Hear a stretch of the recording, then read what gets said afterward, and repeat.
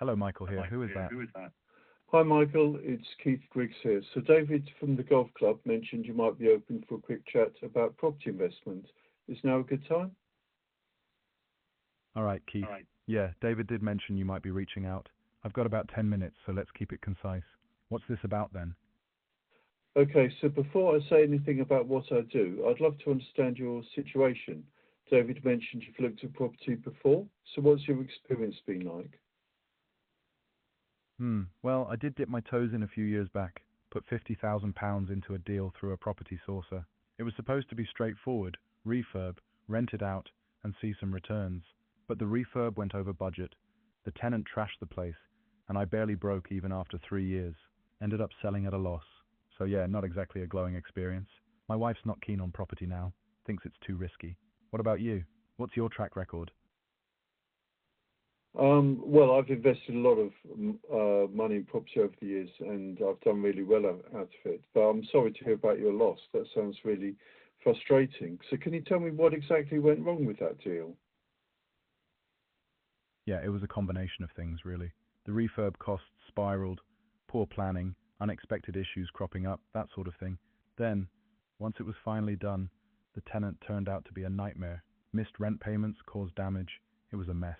By the time I sold, the market hadn't moved much, so I walked away with less than I put in. It left a bad taste, to be honest. So what makes your approach different? How do you avoid those kinds of headaches? Well, I appreciate you sharing all that, and honestly, that is actually a lot more common than people admit. A lot of property deals go sideways when there's no proper due diligence or the sourcer disappears after taking their fee.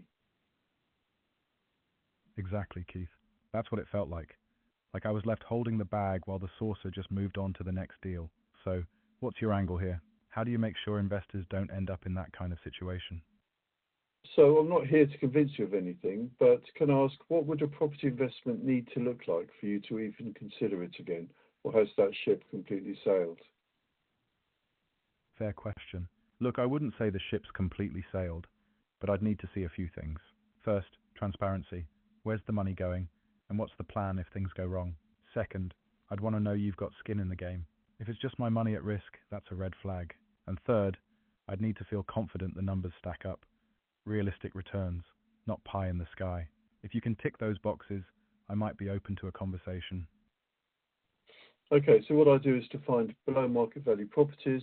I manage the refurb, I handle the tenants, and the investor provides the capital, and we split the profits 50-50.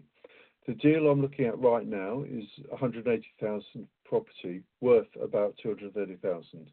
So it needs 25,000 refurb. And after refinancing, most of the capital comes back out, and the cash flow is about £900 a month as an HMO. But honestly, Michael, I'd rather show you the numbers in writing rather than rattle them off on a call. The question is whether this is something you would like to explore. All right, Keith. I'll give you credit for being upfront and not overselling it. I'd need to see those numbers in black and white, though. Breakdown of costs, expected returns, and what happens if things don't go to plan. If you can send that over, I'll take a look. But just to be clear, I'm not committing to anything yet. Let's see if it stacks up first. Sound fair? Sure, yeah. And just to mention, if the refurb does go over budget, that's why I build in a 15% contingency into every budget. And if it still overruns beyond that, then the extra comes from my share of the profits, not yours. Your capital exposure is capped to what we agree up front. All right, that's a good start. I like the idea of a contingency and you taking the hit if things go beyond that. It shows you're putting your money where your mouth is. Still, I'll need to see the full details before I can say much more. Send me the numbers and we'll go from there. Fair enough? Yeah, fair enough. So I'll send you the numbers, then you and your wife can look at it together. And if that makes sense, we can meet for coffee next week and I'll answer any questions face to face. And if it doesn't, no hard feelings. Sound good? Yeah, that works for me. Send the details over and we'll take a look. If it makes sense, we'll set up that coffee. Appreciate the no pressure approach, Keith. Let's see what you've got. Thanks. Bye, Michael. Thanks for the chat, Keith. Bye for now.